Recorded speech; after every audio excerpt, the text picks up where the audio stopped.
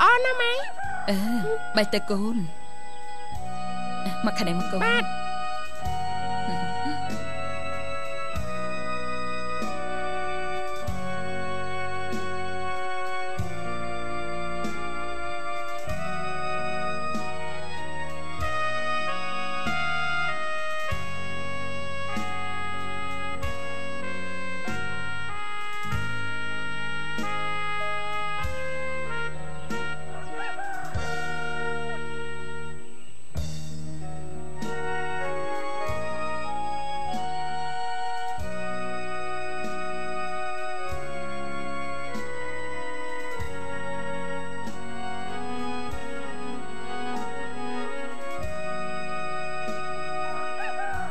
ពុកវី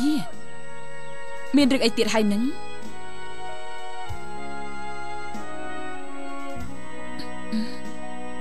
ពុកវីអញហៅខ្ញុំឲ្យមិញមានរឿងអីទៅម៉ៃវាខ្ញុំសួរថាពុកវីឯងនេះកំពុងតែគិតអី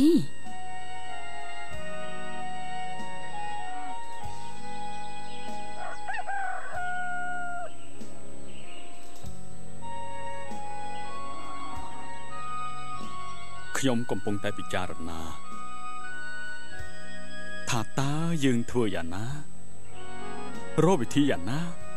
ដើម្បីឲ្យកូនយ៉តនេះដើរទៅរកផ្លូវត្រូវចុះពុកវីឯងនឹងគិតយ៉ាងម៉េច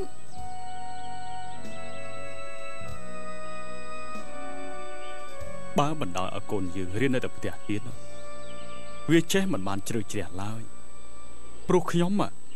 មិនបានបង្រៀនកូនឲ្យបានដិតដល់ដូច្នេះកូនយើងណានឹងត្រូវទាល់ច្រកនៅក្នុងដំណាក់កាលណាមួយជាមិនខានអញ្ចឹងពុកវីឯងគិតយ៉ាងម៉េចត្រូវតែបញ្ជូនកូនទៅរៀននៅវត្តទៅ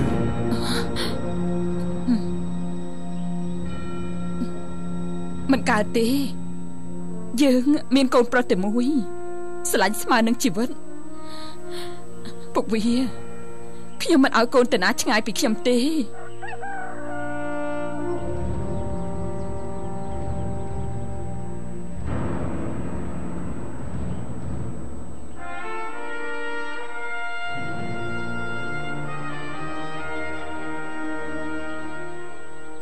ទុកកូននៅចិត្តក្រាន់ស្រឡាញ់ទុកកូនខ្នាន់ខ្នាញ់មិនល្អឡើយចូលគិតឲ្យច្បាស់ណាប្អូនអើយពិតពុំដល់ត្រើយអនាគតរៀនសូត្រនៅវត្តសូត្រធម៌អាសំភីសិក្សាចេះអំណត់ចេះមិនទោសាថ្លាប្រកបចេះបែនចេះបត់តាមព្រះធម៌ព្រះពុទ្ធបរមគ្រូទូមានថាគ្រប់រូបអាត្មាត្រូវសាងល្អព្រោះពីលពុទ្ធបុត្រឆាប់កើតកដល់ចិត្តពុំសឆ្ងាយវិជាណាកូនយ៉តតែមួយត្រួយជីវិតថ្លៃជាងមាសពេជ្រឥតគណនា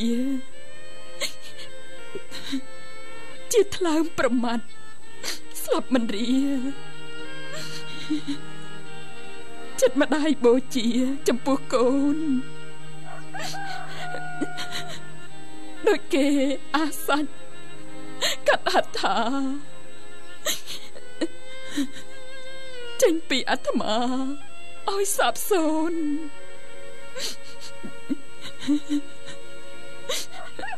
ហើយឯងបែកនេះបែករស់មិនមែនបែកស្លាប់ទេចម្ងាយពីផ្ទះយើងទៅវត្តជិះរទេះតែមួយផ្លែតទៅដល់បាត់ហើយមានអីទៅពិបាកខ្ញុំធ្វើនេះដើម្បីឲ្យកូនណាចេះរស់នៅក្នុងសង្គមដែលហុំព័ទ្ធទៅដោយធម៌អាដើម្បីឲ្យថ្ងៃមុខคลายខ្លួនជាមនុស្សល្អនឹងគេស្គាល់ខុសស្គាល់ត្រូវមានអនាគតល្អណា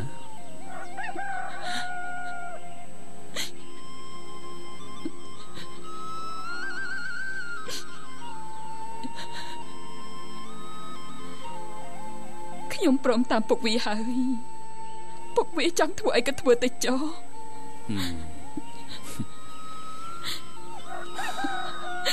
កូនម្ដាយ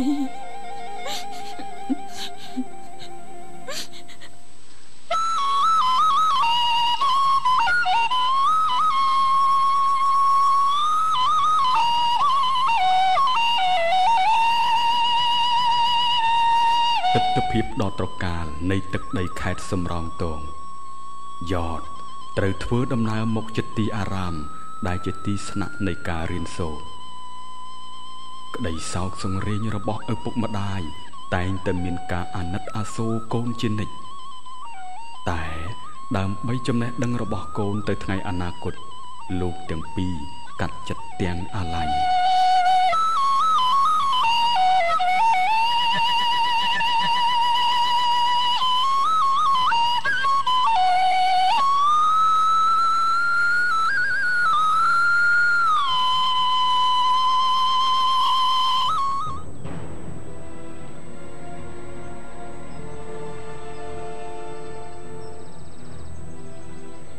លោកមានដឹងថាក្រុមអាកាមីគេទៅណាទេកាលពីព្រឹកពេញខ្ញុំឃើញនៅផ្ទះទេលោកមេស្រុកអញ្ចឹងទេអូគេមកឲ្យលោកមេស្រុក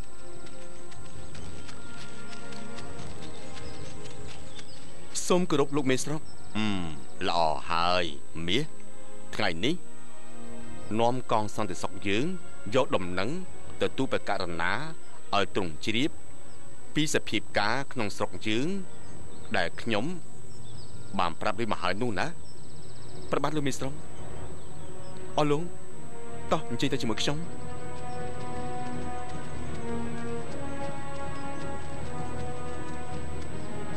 ឯកំឡោះមាសឯណែវិញមានមុខងារជាក្រុមការខេត្តសំរោងទងក្នុងវ័យ25ឆ្នាំប្រជាជនក៏ដូចជាកងទ័ពក្នុងខេត្តសំរោងទងទាំងអស់